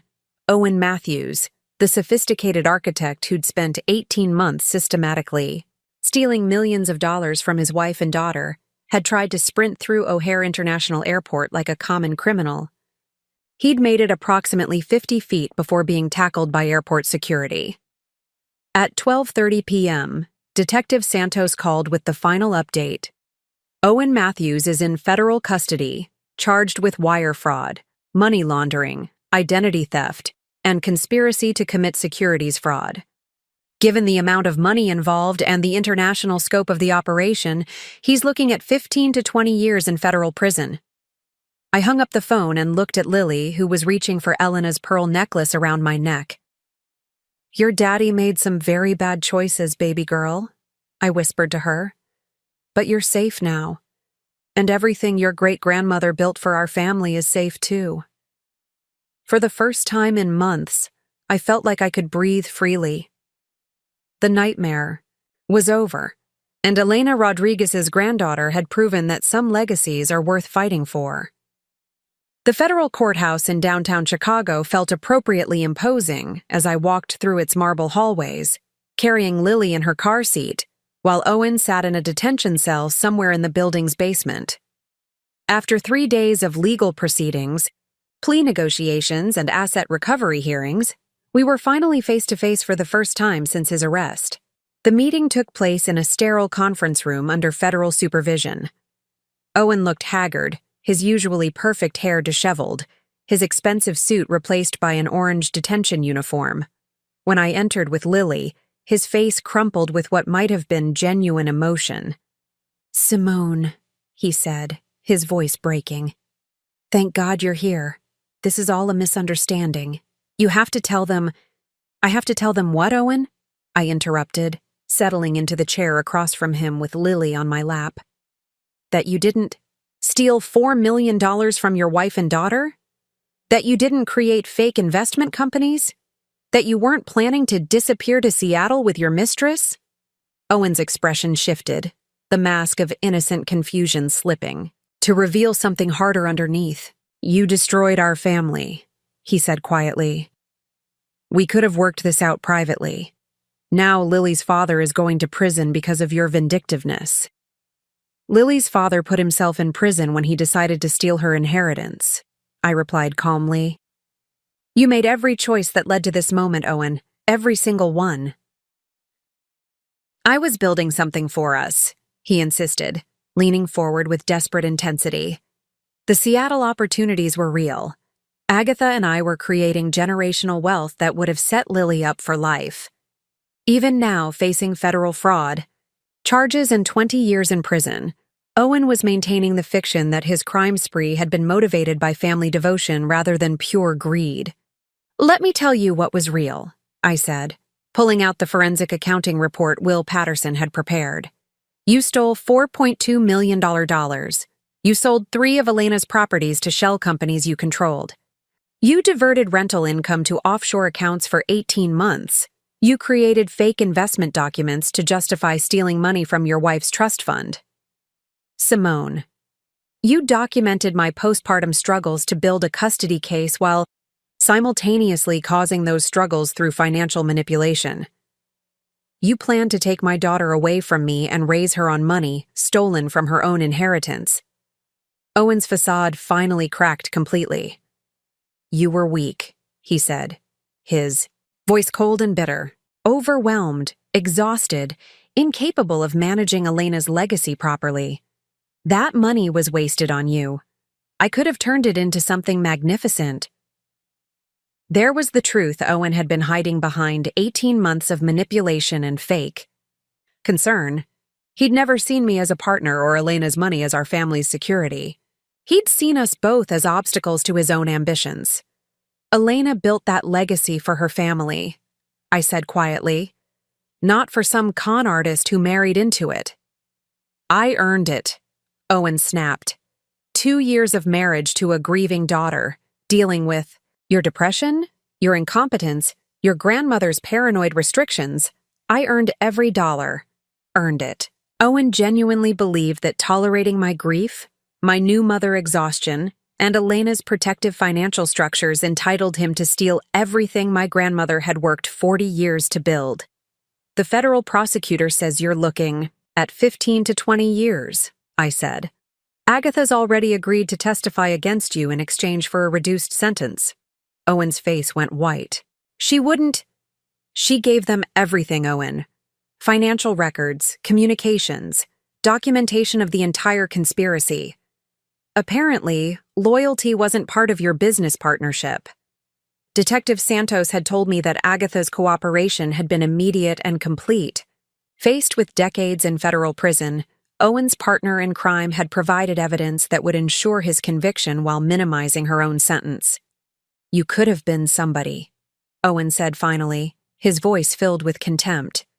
With my vision and Elena's resources, we could have built an empire. Instead, you chose to be small, scared, ordinary. I looked down at Lily, who was playing with Elena's pearl necklace, completely oblivious to her father's bitterness.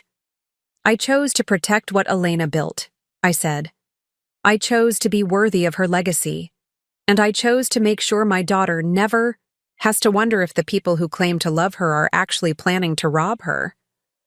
Owen stared at me with the expression of someone seeing a stranger. You're not the woman I married. No, I agreed, standing up with Lily in my arms. I'm stronger than the woman you married. I'm Elena Rodriguez's granddaughter, and you never should have tried to steal from my family. As federal marshals escorted Owen back to his cell, I walked out of the courthouse into the bright Chicago afternoon, carrying my daughter toward a future that was finally secure. Owen had been wrong about everything, but especially this. I wasn't small, scared, or ordinary. I was exactly who Elena had raised me to be. 6 months after Owen's conviction, I stood in Elena's former office, now my office, watching Lily take her first wobbly steps across the hardwood floor. The room had been transformed from a shrine to my grandmother's memory into a working space that honored her legacy while embracing our family's future. The financial recovery had been more complete than anyone expected. Will Patterson's team had recovered $4.1 million of the stolen funds, traced through dozens of shell companies and offshore accounts. The 3 properties Owen had fraudulently sold were returned to the trust, along with substantial damages from the fake buyers. Most importantly, the rental income streams had been restored and were now generating even more revenue than before Elena's death. "Mrs. Rodriguez-Matthews," my new assistant called from the doorway, "George Brennan is here for your monthly review." I'd reclaimed my maiden name legally, wanting Lily to grow up understanding that she was part of the Rodriguez legacy, not the Matthews deception. Owen was serving 18 years in federal prison, his appeals exhausted, his story a cautionary tale about the consequences of stealing from the wrong family. "George," I said warmly, as Elena's longtime advisor entered with his familiar briefcase. "How are we looking this month?" "Better than ever," he replied with a proud smile. "The new property management system you implemented has increased efficiency by 30%. The college scholarship fund you established in Elena's name has already helped 12 students from immigrant families. And the expansion into sustainable housing development is ahead of projections. Those were my contributions to Elena's empire, modernizing operations while maintaining her values, growing the business while honoring her commitment to helping others achieve the American dream." "And personally?" George asked, watching Lily attempt to climb onto my lap. "Stronger every day," I replied honestly. "Some mornings I still can't believe Owen tried to steal everything Elena built. But then I remember that surviving his betrayal proved I'm worthy of her legacy." The transformation hadn't been easy. Therapy had helped me process the trauma of discovering that the man I'd loved and trusted had been systematically destroying my life. Single motherhood presented daily challenges that marriage, even a fraudulent one, had helped mitigate. But every obstacle overcome made me more confident in my ability to protect what mattered most. "Elena would be proud," George said, gathering his papers as Lily finally succeeded in climbing onto my lap. "You've proven that the Rodriguez strength didn't die with her." After George left, I sat holding Lily while she babbled happily, playing with the pearl necklace that had become her favorite toy. Through the window, I could see the Chicago skyline my grandmother had helped build, property by property, investment by investment, dream by dream. "Your great-grandmother was an amazing woman," I told Lily, bouncing her gently. "She came to this country with nothing and built an empire. She taught me that some things are worth fighting for, that family legacies matter, that trust should be earned rather than assumed." Lily reached up to touch my face with her tiny hand, her blue eyes serious and intelligent. She would grow up knowing her worth, understanding her strength, prepared to protect what the Rodriguez women had built for future generations. My phone buzzed with a text from Felicia. "Coffee tomorrow? Corey wants to hear more about your nonprofit." "Expansion plans." I smiled, grateful for friends who had supported me through the darkest period of my life. The isolation Owen had tried to create around me had been replaced by a network of people who genuinely cared about my success.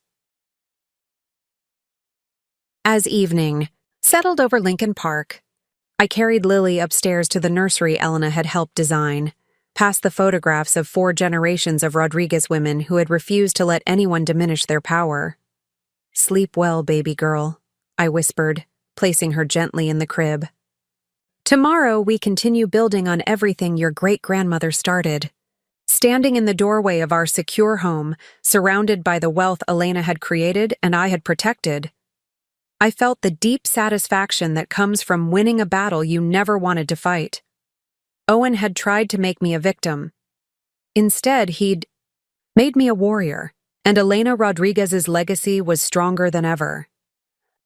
Up next, you've got 2 more standout stories right on your screen. If this one hit the mark, you won't want to pass these up. Just click and check them out. And don't forget to subscribe and turn on the notification bell so you don't miss any upload from us.